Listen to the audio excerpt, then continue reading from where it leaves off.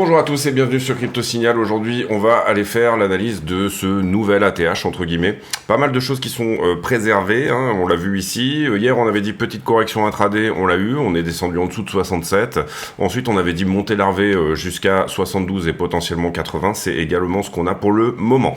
On va voir où on est. La liquidité, ça va être ça qui va être important, surtout, même si en ce moment, étant donné qu'on est peut-être en train de partir en FOMO, on mettra la liquidité un petit peu entre parenthèses. Allez, intro.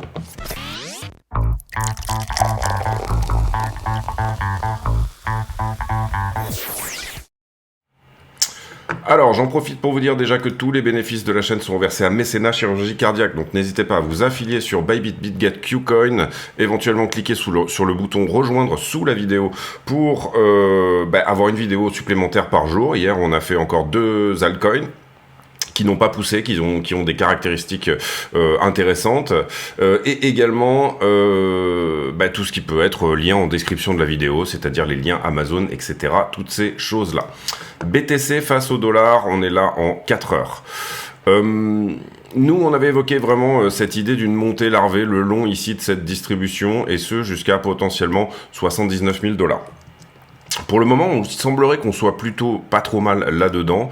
Hier, on a dit, oula, attention, on est chargé quand même en open interest, etc. Donc, des chances de venir faire un dip, et on avait dit 68,3. On est descendu un petit peu plus bas, on est descendu à 67. Pour moi, la daily qui est ici est cassée. Donc ça, on peut l'enlever. Le 1 heure qui est là également, désormais, c'est devenu un support. Et vous le voyez, il se trouve globalement quelque part par là. Joli support 1 heure ici. Si on devait revenir retester quelque chose, je pense qu'il serait dans cette zone là, autour des 68.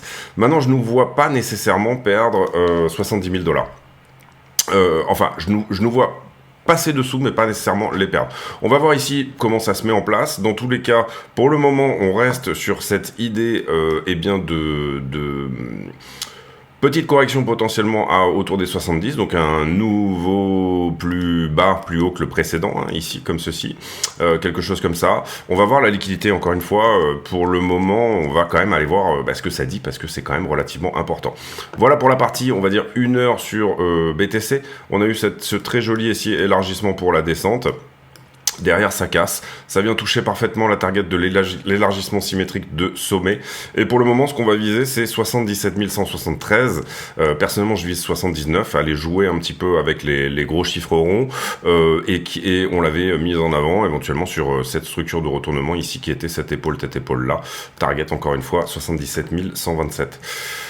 Là, on est sur Bybit. On perd par contre la 1 heure qui est ici, et pour ensuite la reprendre, donc soit on la transforme en daily, soit on prend une autre trend, c'est-à-dire quelque chose d'un peu moins agressif, sous-entendu quelque chose comme ceci. Je pense qu'on va rester là-dessus pour l'instant. C'est-à-dire quelque chose d'un peu moins agressif, petite montée larvée. Je ne serais pas étonné aujourd'hui qu'on vienne taper 74, et je ne serais pas étonné encore une fois qu'on revienne reteste finalement ce qui était un petit peu la petite correction que vous aviez là, c'est-à-dire le haut des 69. En tout cas, au vu de la structure, c'est plus ou moins ce que je me dis. On va regarder ici, alors désolé, je ne sais pas pourquoi tout s'est mis un petit peu tout a été un peu modifié du coup j'ai perdu un petit peu mes repères, on va dire ça comme ça, dans la liste, hein. D'habitude je les trouve assez rapidement. Globalement, on va aller voir Ether contre BTC. Alors, Ether contre BTC, c'était relativement simple. L'idée, hein, encore une fois, c'est un scénario. On n'est pas en train de prédire le prix ici. On fait des scénarios qui sont plus ou moins probables. Et du coup, on leur donne plus ou moins du crédit. On était dans cette compression-là. On a dit on va continuer cette compression jusqu'à faire une rotation partielle, éventuellement sur la zone médiane de ce triangle. Donc, si Ether doit se reprendre, c'est maintenant. S'il doit tout casser, là, c'est maintenant. Donc, personnellement, je suis en recherche de longue sur Ether. Alors, vous allez me dire, mais il y a 2 jours, tu as closé un runner que tu avais sur Ether à 4000 $. Oui, ça fait partie vraiment du game, hein, ici. Voilà, en tout cas, voilà, je suis en recherche de longue sur Ether. Si Ether nous propose, par exemple, si Bitcoin nous propose une correction, mais que Ether corrige moins et qu'il tient à peu près ses niveaux ici sur cette zone-là, je serais intéressé pour rentrer autour des 3007, quelque chose comme ça, sur Ethereum. Donc, si Bitcoin nous fait cette correction, on va dire autour des, on a parlé d'éventuellement revenir jouer avec les 69,9, quoi, quelque chose comme ça, juste venir retester 70. Je pense qu'Ether pourrait un peu moins corriger, et en l'occurrence, bon, 3007, c'est peut-être un peu beaucoup. en termes de correction du coup, mais voilà, il faudrait voir ici déjà comment ça va se développer l'histoire. Attention, vous le voyez, on est dans une petite tendance baissière, petite time frame ici sur Ethereum. Je serais vraiment plutôt fervent de casser cette compression ici vers le haut, et vous comprenez qu'ici la résistance à passer, c'est celle-ci, hein, c'est là où on casse toute la structure, c'est là où vraiment la structure repasse haussière, littéralement sur Ether BTC, avec une target bien évidemment de surperformance de Ether relativement importante. Pour Ether, 4054 ici, relativement propre aussi, on tient le momentum de la hausse, là, ici, aucun problème là-dessus. Si Ether devait dipper, hein, du coup, vous le voyez ici, si vraiment on avait un dip extrêmement profond, ça nous donnerait quelque chose comme 3000, si c'était aujourd'hui, 3005, 3006 dans ces zones-là. Donc ça voudrait dire que BTC vient plutôt rechercher un peu plus bas que ce que je vous ai dit, c'est-à-dire 68 plutôt que 70, et que Ether enfonce un tout petit peu la structure Ether BTC. Maintenant, on va voir pour le moment, si on l'a, tant mieux, si on l'a pas, on l'a pas, et puis c'est pas grave, ce sera pour le prochain. Donc voilà pour Ether contre le dollar. J'ai oublié de vous dire également que je pense, comme on a eu une clôture hier en weekly sur Bitcoin, on peut effacer des niveaux de rejet potentiels weekly qui étaient... On va regarder si c'est le cas vraiment. Oui, et on en close 2. C'est-à-dire que cette zone de rejet weekly, elle est... Non, celle-ci n'est pas clôturée, pardon, mais celle-là est clôturée. Zone de rejet monthly, on verra à la fin du mois, et en l'occurrence, je sais pas si on peut pas clôturer celle-ci. Non, on peut pas la clôturer non plus. Donc ça, c'est les deux zones en saumon de rejet monthly potentiel, et ici vous avez la zone de rejet weekly. Moi, je close ce genre de zone uniquement si on fait une ouverture clôture au-delà de ce niveau. Donc vous avez des gens qui travaillent juste sur la clôture. Moi, je veux que la bougie ouvre et qu'elle ferme au-delà. Ça veut pas dire que comment dire, on est sûr que ça va rejeter ou quoi que ce soit, mais je considère que la zone est toujours potentiellement rejetable sur cette zone-là. Comprenez bien également que si jamais on arrive à passer 80K pour le moment, on invalide pour moi une flat. Invalider une flat, ça serait extrêmement puissant. Ça voudrait dire que tout cela est en train de partir sur une impulsion, d'accord, que ça n'est pas la correction de ça. Ok, c'est vraiment le contexte ici, il est encore possible bien qu'on ait un signe noir, qu'on ait quelque chose qui nous donne soit une flat complète, c'est-à-dire un retour dans la zone des 12-18, soit une running, c'est-à-dire un retour dans la zone des... à ce stade, on l'avait calculé, mais il me semble que c'était 38,5, le gros support, soit tout simplement une flat étendue, c'est-à-dire enfoncée, aller à $3000, que sais-je.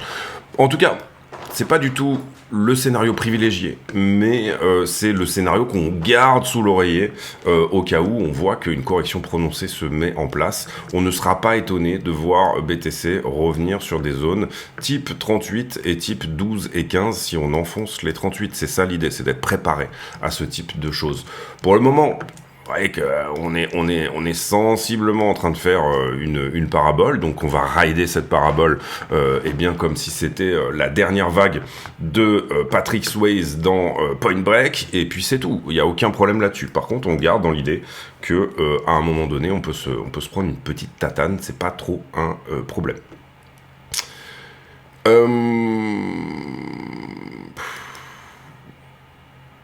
L'US... La stablecoin dominance, on enfonce aussi, clairement, là, ici, des niveaux que moi j'avais considérés comme potentiellement, potentiellement des niveaux, je dirais, maximum de stablecoin dominance. Le gâteau grossit, donc c'est pas trop un problème. Le gâteau des stablecoins grossit également. On a pas mal d'USDT qui est minté. Donc il y a de l'argent qui attend sur le côté pour rentrer. Ici, vous le voyez, on est pour le moment en bas de quelque chose. Si on l'enfonce, tant mieux. C'est une très bonne chose. À un moment donné, j'estime que la stablecoin dominance va se mettre à plat. Mais là, pour le moment, c'est pas du tout ce qu'on a sous les yeux. Donc c'est toujours pareil. On continue et on enchaîne sur ce mouvement-là.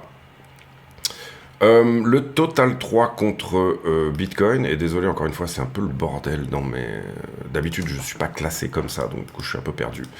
Est-ce que c'est celui-ci? Non. Non, mais celui-ci est intéressant quand même.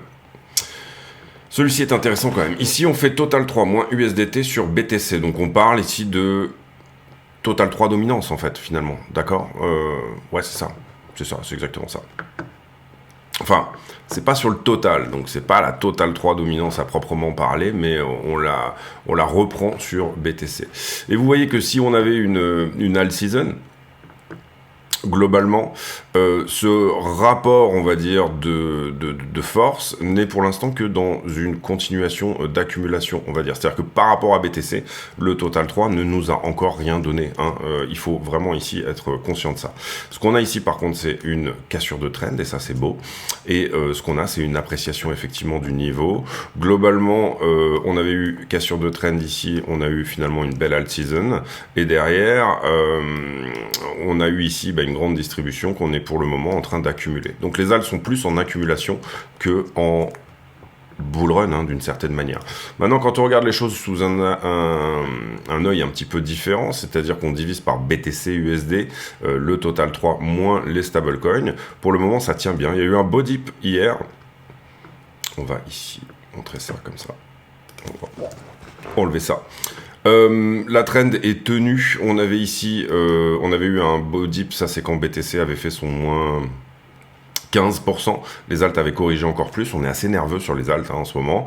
Et là, vous le voyez que le dip d'hier, celui qu'on a fait autour des 67, eh bien, est quasiment déjà remangé, hein, d'une certaine manière.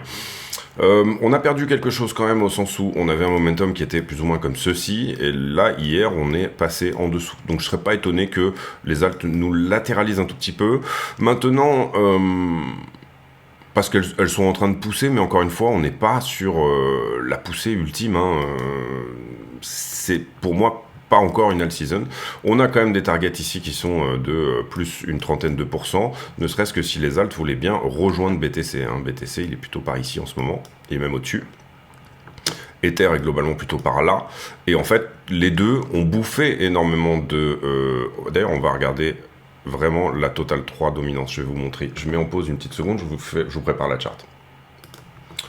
Ok, donc là pour le coup, qu'est-ce que j'ai fait? J'ai fait la formule, tout simplement, Total 3 moins USDT moins USDC moins DAI, on va dire les principaux stablecoins, donc du coup ça me les enlève du Total 3, divisé par le total. J'ai une formule plus ou moins de dominance.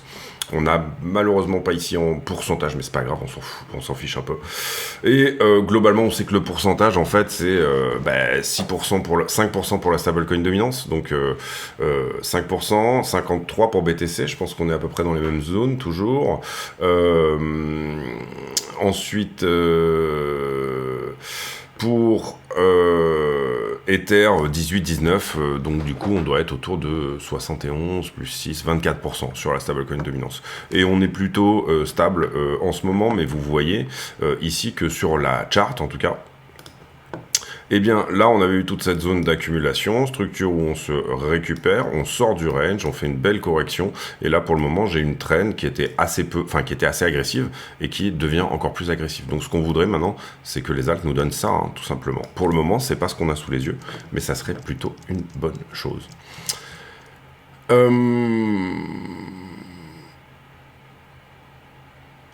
Voilà un peu l'idée. Voilà un peu l'idée. Hein. On va passer ici, on va aller sur le reste. Globalement, dans ce qui cartonne plutôt pas mal en ce moment, on a quand même tout ce qui est AI, etc.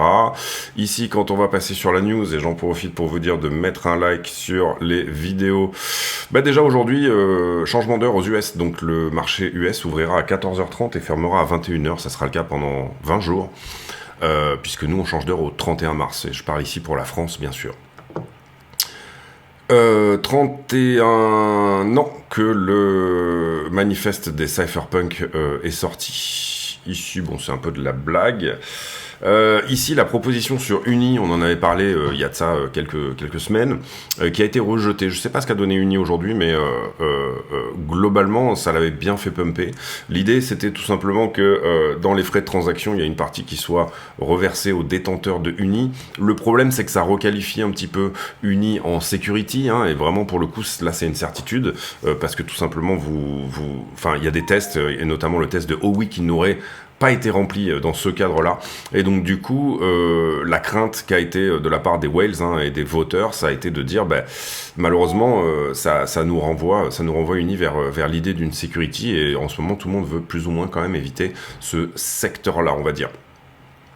MicroStrategy qui a encore acheté 12 000 bitcoins avec un prêt de 821 millions de dollars.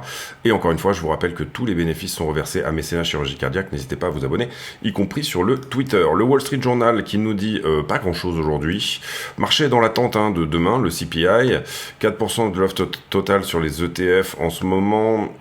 Pareil, on va passer ici. Bitcoin qui passe les 71 000 dollars. Merci pour l'info. Ici, on passe également. Bloomberg, les futurs qui apparemment sont en train de dévisser un petit peu en ce moment. Je pense que c'est les futurs sur le S&P au vu du CPI qu'on va avoir demain. Pour moi, le CPI sera plutôt bon. Donc du coup, c'est quelque chose qu'on a intégré nous dans notre trading. C'est pour ça qu'on était peut-être plutôt... On était pas mal aussi, en tout cas au moins jusqu'à demain. Est-ce que demain on aura un très bon CPI, ce qui évitera, on va dire, un sell de news? Il y aura un petit bail de news parce que la news sera encore meilleure que ce qu'on attendait. Est-ce qu'on sera au consensus qui pour moi donnerait un petit sell de news pour le coup? C'est-à-dire j'ai acheté la rumeur, je vais vendre la news. Est-ce qu'on aura un CPI qui sera mauvais? Et du coup, ça sera vend la news, mais alors vend-la très fort. C'est ce qu'on va voir demain. Ici, voilà. Donc demain, le CPI, c'est la news la plus importante. On a un consensus autour de 3,1. Donc un CPI qui nous dirait qu'il reste à plat pour le moment. Je pense qu'on sera légèrement en dessous. Maintenant, je peux me tromper. Mais dans mon analyse, moi, perso, on serait peut-être légèrement en dessous. Globalement, un petit tour sur le on-chain. Désormais, on va en faire un par semaine. On va essayer que ça soit le lundi. C'est pas la peine ici. On va pas tout refaire le Glassnode. Mais globalement, j'ai des bitcoins qui continuent à sortir des exchanges. Et autant pour moi, ça c'est la supply one year ago. Donc en fait, on est sur... j'ai des bitcoins qui ont plus d'un an qui commencent à être vendus. Autant pour moi. C'est normal, on monte, c'est à peu près logique. Vous le voyez ici, par exemple, sur cette montée-là, ça avait été strictement la même chose. Et de manière assez inhabituelle, en fait, on avait ici une supply qui n'avait plus bougé, y compris sur toute la descente. Finalement, on était sur des gens qui ne voulaient pas vendre, étaient relativement sûrs de leur conviction, on va dire ça comme ça. En tout cas, ça pousse fort et j'ai quelques holders à plus de 1 an qui se mettent à vendre, ce qui est quelque chose de relativement logique. Par contre, les pourcentages de Bitcoin sur les exchanges qui sont toujours à la sortie. Donc on a en ce moment une demande exacerbée par les ETF, en même temps qu'on a une offre qui se raréfie, puisque les gens vont plutôt mettre leur Bitcoin sur des cold storage. Donc en l'occurrence, qu'est-ce que ça nous donne là? Ça nous donne effectivement ce très joli choc de demande, finalement peu d'offres disponibles et plus de demandes que par le passé. Ce choc de demande va-t-il être encore renforcé d'autant plus par le halving qui lui-même va faire que les mineurs vont miner la moitié moins de BTC et ça sera dans 38 jours, 39 jours, je sais plus exactement, peut-être 35, je sais plus. On va voir si c'est ça qui se met dans les tuyaux. Pour moi, mon analyse personnelle, c'est que le marché est également en train de pricer le halving. Contrairement aux autres fois par le passé, où on avait des années pré-halving qui étaient plutôt pas génial. Et puis, on faisait rarement un ATH avant le halving, en tout cas. Contrairement aux années précédentes ici, on est peut-être sur autre chose. Donc, un marché qui a compris que le halving était un bon événement et que donc, du coup, il est en train d'être mis dans les prix avant qu'il n'arrive. Donc, ce que je dis, c'est attention au moment du halving. Il est possible également qu'il y ait un petit sell de news de la part. En fait, il faut voir ici tous les horizons. Alors, en fonction de la psychologie que vous avez tous les horizons de trade. Vous avez des gens qui vont trader, qui vont pas acheter Bitcoin par conviction, qui vont acheter Bitcoin juste par spéculation, on va dire ça comme ça. Donc c'est ce qu'on va appeler des paper hands ou des gens qui vont lâcher assez facilement leurs profits. Parce que d'une certaine manière ils sont plus dans un aspect spéculatif, donc j'achète une news avant qu'elle n'arrive et puis du coup je la vends au moment où elle arrive, et puis derrière vous allez avoir bien sûr des gens qui vont juste acheter par simple conviction, on va dire ça comme ça. Voilà pour les news, n'hésitez pas à mettre un like encore une fois sur la vidéo si jamais le contenu vous plaît. On va désormais sur les liquidations, 341 millions de dollars de liquidation hier, c'est une journée plutôt péchue. On a liquidé surtout du short sur Bitcoin et beaucoup de long sur toutes les alts. Ça, c'est plutôt une bonne nouvelle. Les alts étaient un petit peu chargés en termes de funding, etc. Mais vous allez voir que tout n'est pas si rose que ça. Là où c'est intéressant, c'est que... alors ça, on l'avait dit hier, on a dit on aura du mal à passer cette chose-là si jamais on ne corrige pas. On a corrigé. On a corrigé, on est venu chercher 67.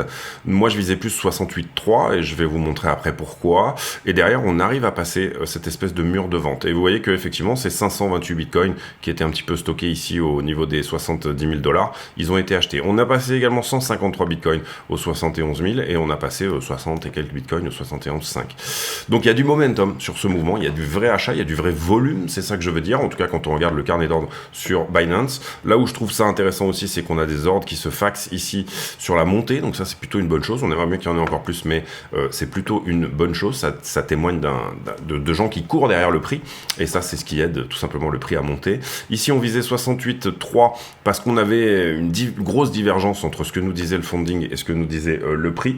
Donc ça c'est pris, on va le mettre de côté pour le moment. Globalement sur la descente, j'ai un funding qui descend, donc ça c'est relativement normal. Open Interest qui descend aussi. Ici, sur la montée, je me reprends au niveau funding. Et là, vous voyez cette grosse zone d'Open Interest. Il y a beaucoup de contrats ici qui ont été achetés. Alors que normalement, potentiellement, avec le mouvement, on aurait dû liquider du short, ce qu'on a fait. Hein. C'est ça qui aide au funding à monter, puisqu'on sort du short de la chart. Ce qu'on veut là-dedans... Et c'est ce que j'ai expliqué hier aussi, c'est qu'il y a deux manières de faire vendre quelqu'un qui détient quelque chose. Il y a la manière en baissant, on lui met la tête sous l'eau, et là du coup le gars dit bon bah ok, c'est la peur de trop perdre là qui va agir. Et il y a bien sûr le fait de le mettre en profit largement, et là du coup ce qu'on veut voir maintenant c'est des prises de profit. Donc j'aimerais bien voir ici une structure qui monte. Un funding qui descend, ça tombe bien, c'est plus ou moins ce qu'on a sous les yeux. Donc sur le top, ici, on peut dire qu'on est très légèrement shorté. Ça n'est pas un 2 pixels, c'est un 1 pixel, c'est léger. Maintenant, est-ce que je peux considérer ici que le prix a besoin de revenir sur la zone des 68, 69 ? D'une certaine manière, oui quand même, parce que vous voyez que j'ai de l'augmentation de contrat là-dessus. Donc il faut une belle demande au spot qui continue. Les spreads déjà se sont calmés, donc ça c'est une bonne chose.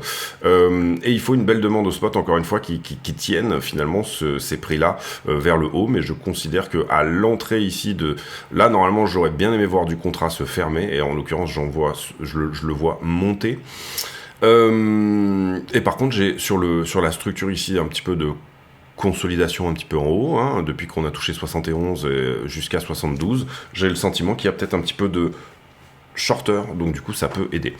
Est-ce que si le prix repasse 72, certains vont prendre leur profit là-dedans? Ce que je veux maintenant, c'est que le funding, là il est à 0,10, c'est beaucoup. Un funding note, c'est 0,01. On est 10 fois au-dessus d'un funding neutre. Pour moi, ce que j'appelle un funding note, c'est à peu près tout ce qu'on a eu à minima pendant tout le bear. On est parfois passé en funding négatif, bien sûr. Mais là, on voit quand même une majorité de longueur dans le train et un open interest qui est à 12 milliards, donc qui est relativement haut. Donc attention, si on décide de déleverager, ça peut faire mal. Ici, on le voit très bien aussi, hein, toute cette poche de liquidité ici qui est garée. On a du monde à 71,1. Je doute que ça ne soit pas pris. On a du monde qui short aussi au-dessus. Mais là, on va dire qu'en proportionnalité, je vois bien quand même un joli retracement pour la journée. Et c'est peut-être qu'on l'aura pas. Mais c'est plutôt ce que j'aurais tendance à jouer à nouveau. C'est-à-dire 70, potentiellement 69, potentiellement 68, pardon. Même chose sur Ether, où j'ai pas mal de positions qui sont rentrées sur les exchanges et assez peu de short en haut. C'est pour ça que j'ai un funding conséquent. Alors je sais pas où on en est sur Ether, 0,13, voilà. Sur Ether, c'est encore plus haut.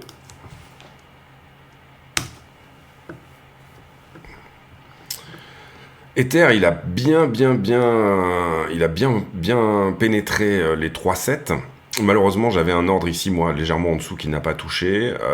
C'est dommage parce que c'était vraiment un bel endroit pour rentrer sur Ether, je pense. Mais en tout cas, vous voyez qu'il a extrêmement bien nettoyé tout ce qui se passait sur son... Et la prochaine base, on va dire, elle est à 3005. On a bouffé ici les longues, tous les shorts qui étaient là, tout ce qu'on avait mis sur la chart la semaine dernière. On va vite fait quand même faire l'analyse sur Ether, parce que je trouve qu'il est de plus en plus intéressant à trade. Bon, alors là, on est dans la normalité. Ici, je prends du contrat aussi. Je suis à peu près à un ATH d'Open Interest.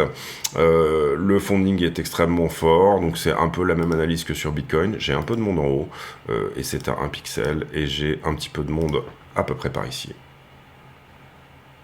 Peut-être un peu moins que Bitcoin, en tout cas on verra ici. On va le mettre en 1 pixel pour le coup celui-ci. Donc, Ether, point d'entrée plutôt sympa autour des 3840, s'il y avait une correction pour du long également. Voilà un peu l'analyse à ce stade. Les heatmaps, donc les points chauds en termes de liquidité. Et bien sur Bitcoin, la One Week est totalement nettoyée, donc ça nous dit aussi attention, du coup le prix pourrait avoir envie de venir chercher un peu de la liquidité intermédiaire.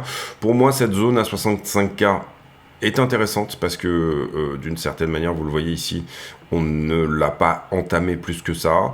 Maintenant, je dirais que le marché commence à briller par son absence de short plus que par son excès de long. En tout cas, si on fait cette correction à, et on l'a dit, la poche de liquidité autour des 69. À partir de 69, j'ai envie de dire, je pense qu'on reviendrait dans la neutralité.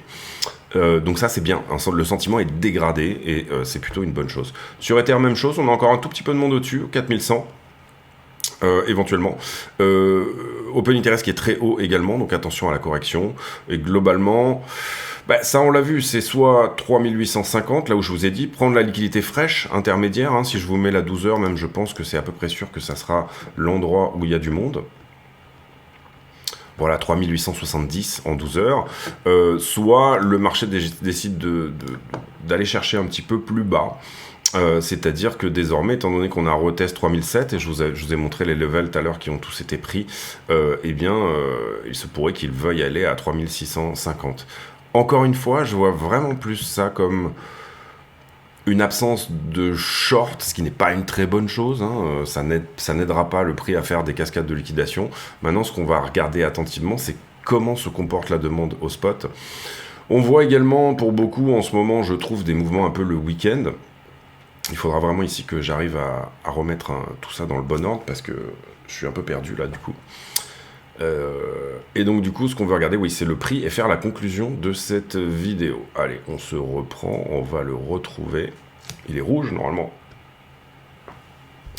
Voilà, les pertes sur Bybit. Donc, conclusion de cette vidéo. Eh bien, on vient de faire un plus haut. On avait dit avant, que ça serait plutôt logique de faire un plus bas, plus haut que le précédent. Vous voyez qu'on a à peu près tenu une trend daily qui était plus ou moins celle-là. Si j'essaye de trouver quelque chose en daily qui tient là, j'ai rien dans ce sens-là. J'ai rien ici non plus. Non. 58 ici en point bas, ça on va regarder, vous le voyez, c'est en daily finalement. Où est le creux en daily, Il est là. Je continue une tendance haussière, on va dire à partir de là, ou en tout cas dans cette petite, quand je regarde cette structure là, c'est plus ou moins ce qu'on essaye de maintenir. On avait même eu celui-ci, et celui-ci a été maintenu pour garder une tendance haussière. Je pense qu'au vu de la liquidité, on peut vraiment rester sur tout ce qu'on s'est dit en début de vidéo. C'est-à-dire que le scénario privilégié, ça serait peut-être potentiellement, et on l'avait dit d'ailleurs que 72 c'était une zone de profit quand même relativement logique, voilà, venir couvrir en tout cas à minima, je dirais cet imbalance, soit en profondeur, soit tout simplement sur le retest de ça en fait, globalement, même peut-être par ici, vous le voyez. Où là on essaye de valider d'une certaine manière la tendance. Maintenant, le marché ouvre dans 15 minutes au niveau des ETF. On a eu des très bons afflux ETF, etc. Et globalement, ces afflux, on le voit, ont des conséquences le lendemain, d'une certaine manière, puisque les OTC Desk sont relativement vides. Ce qui pourrait commencer à devenir un problème d'ailleurs, parce qu'à un moment donné, les OTCDS sont quand même suffisamment puissants, c'est un peu les market makers en même temps. Vous avez des OTCDS qui sont pour partie des exchanges, pour partie des market makers, etc. Et d'une certaine manière, les OTCDS pourraient avoir envie de se dire, on pourrait peut-être faire une recharge beaucoup plus bas avant tout le monde. Le problème, c'est qu'ils n'ont pas non plus un talkie-walkie pour se parler tous, et on a le sentiment que dès qu'il y a un dip, il est quand même systématiquement racheté. Donc, la morale de l'histoire, c'est beaucoup d'open interest, beaucoup de long, mais c'est plus une absence de short, malheureusement. Si on se met à avoir des mouvements comme celui-ci, où c'est assez long.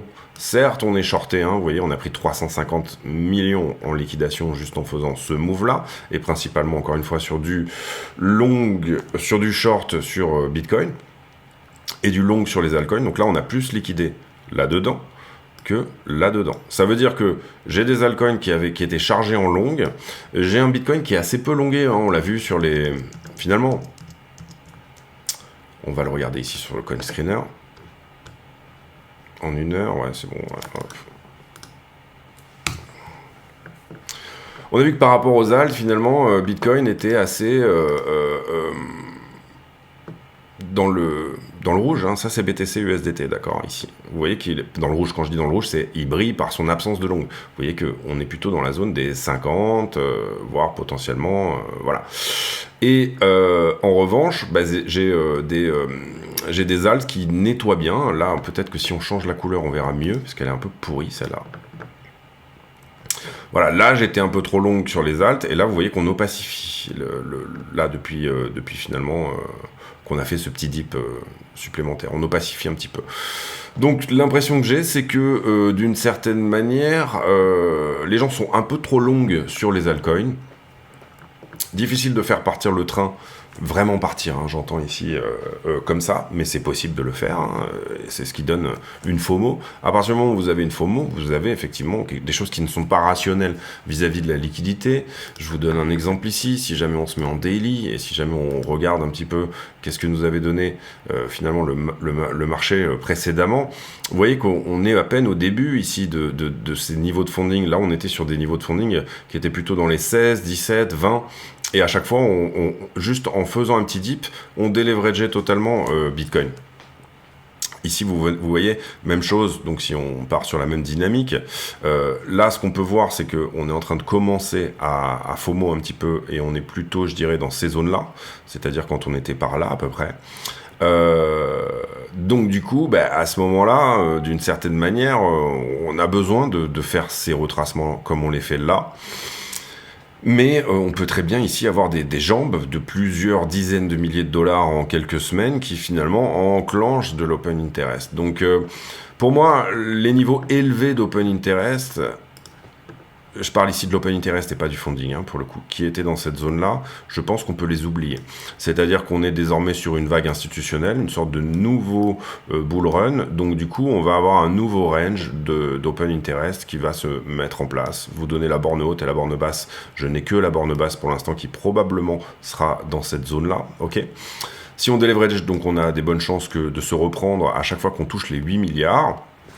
Donc ça c'est logique, c'est de l'adoption, c'est-à-dire plus de monde qui trade, donc plus de contrats, plus d'argent, c'est ce qu'on veut hein, sur la crypto d'une certaine manière, donc il n'y a pas de souci avec ça.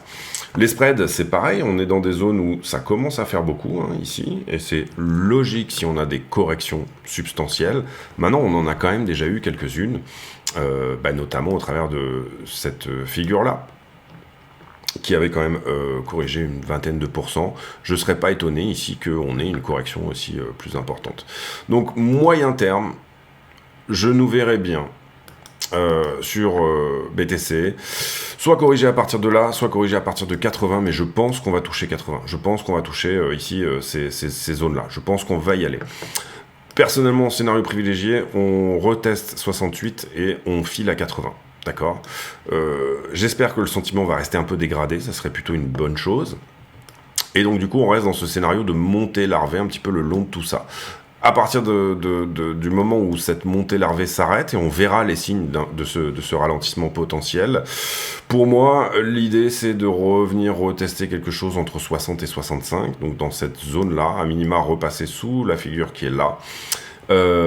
Voilà, il est possible qu'on fasse ce mouvement maintenant, c'est-à-dire qu'il n'y a rien qui me dit que ce mouvement-là n'est pas possible. D'ailleurs, ça nous donnerait quelque chose, hein, d'une certaine manière, un support intermédiaire, on va dire ça comme ça. C'est pour ça que personnellement, j'ai quand même pris un peu de profit sur mes longues BTC, parce que la zone des 72, ça faisait un moment que je la regardais en disant, bon, là, il faudra faire gaffe. Maintenant, ici, si je commence à faire ça, qu'est-ce que je commence à construire ? Je commence à construire, donc tenu, hein, on va dire ici, de ce niveau-là, 58, correction ici de 72 à 58 et ensuite on reprend le niveau des 80 et peut-être derrière on fait encore une vague supplémentaire. Qu'est-ce que ça nous met sous les yeux? Eh bien c'est un triangle descendant. Triangle descendant qui en général, alors attendez, triangle descendant ça serait plutôt ça en fait, autant pour moi. Non, c'est un élargissement, on le considère comme un élargissement à angle droit ici.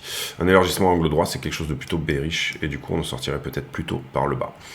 On va voir si ça se met en place, encore très tôt pour en parler, hein. Pour l'instant on a juste 1, 2, 3, on ne sait pas trop. Donc voilà, on revient sur les scénarios, parce que c'est l'idée de cette chaîne, c'est quand même de proposer ce qu'on a, par rapport à ce qu'on a sous les yeux, de proposer quelque chose. Si on enclenche du short ici, je pense qu'on ne corrige pas en dessous de 70. Si le marché continue à briller par son absence de short, c'est-à-dire que ils sont liquidés un peu systématiquement, hein, c'est-à-dire que le marché essaye plutôt de nous donner ce genre de petite structure en montée là, ce qu'il est en train de faire là typiquement, c'est-à-dire, vous voyez ici on va descendre un peu sur l'ETF. Ça c'est le genre de choses que vous n'avez pas envie de voir. D'accord, c'est-à-dire je liquide mes shorts, je liquide mes shorts, je liquide mes shorts, je liquide mes shorts, et à un moment donné, paf, je fais le mouvement pour dégager. Ça c'est pas joli, une montée larvée c'est pas joli. Ce qu'on préfère voir c'est une descente avec une structure, et derrière je viens direct chercher ce que je veux aller prendre. Ce que j'aime bien là-dedans, c'est qu'on a poussé très vite, très fort. Donc ce que j'aime bien là-dedans, c'est ici la poussée, et surtout ici la recovery, on va dire ça comme ça. On n'a pas laissé non plus énormément de monde rentrer. Donc je considère vraiment que, à ce stade, un range entre 68 et 80 est tout à fait possible. Et pourrait lui-même d'ailleurs dégrader un petit peu le sentiment, ce qui serait plutôt une bonne chose. Voilà un peu l'idée. C'est très dangereux. Ça peut flush à 60, vraiment. Derrière, je pense pas qu'on perdra 68 pour le moment. En tout cas, je le vois pas comme ça. Et le beau support, vous le voyez, il est ici.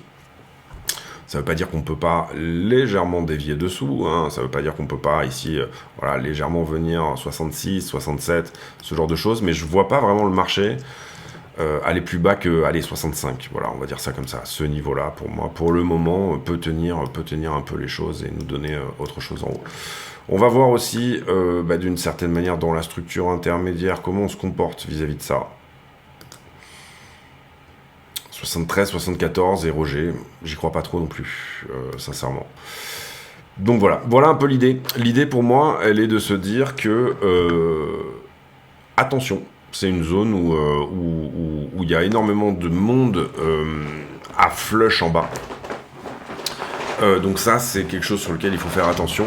Par contre, la demande au spot est magnifique et le choc de l'offre dont on a parlé quand on a fait un peu l'analyse Glassnode aujourd'hui est magnifique également. Donc il faut quand même, je pense ici, continuer à intégrer l'idée que, pour moi, on se dirige vers les 80. Voilà, je serais pas étonné là qu'on ait un petit retest des 69, 70 ou ce genre de choses.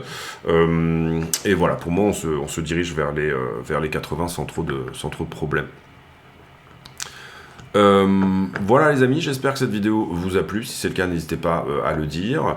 Éventuellement, encore une fois, vous abonner sur la chaîne et si c'est pas déjà fait, et venir nous rejoindre sur le Discord dont le lien est en description de la vidéo. Je vous souhaite à tous une très bonne journée. Donc on l'a dit, scénario privilégié, petite correction à partir de là, on retape 70, ensuite on vient chercher 77, 79, peut-être pas forcément tutoyer 80 tout de suite. Si jamais on y va en ligne droite, c'est tant mieux, on est déjà dans ce train-là, donc moi ça me va tout à fait. J'ai pour habitude en fin de vidéo de poser une question à la con, c'est-à-dire une question qui n'a rien à voir avec le prix du Bitcoin, mais qui nous permet de converser de choses et d'autres.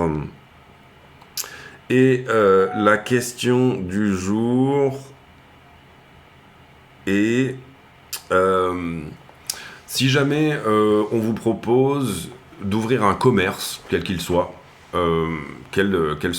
d'ouvrir un commerce, mais voilà, c'est gratuit, c'est pour vous. Donc on parle d'un commerce où vous rentrez, hein, c'est pas du e-commerce, un commerce où il y a une porte, un pas de porte. Voilà, si on vous donne un pas de porte et qu'on vous dit, je te file un peu de thunes pour lancer un business dans un commerce, qu'est-ce que vous choisiriez? Allez, foire aux questions, on va voir si vous avez des bonnes idées dans ce cadre-là. Je vous souhaite à tous une très bonne journée, on se retrouve demain pour une nouvelle vidéo. D'ici là, portez-vous bien, ciao.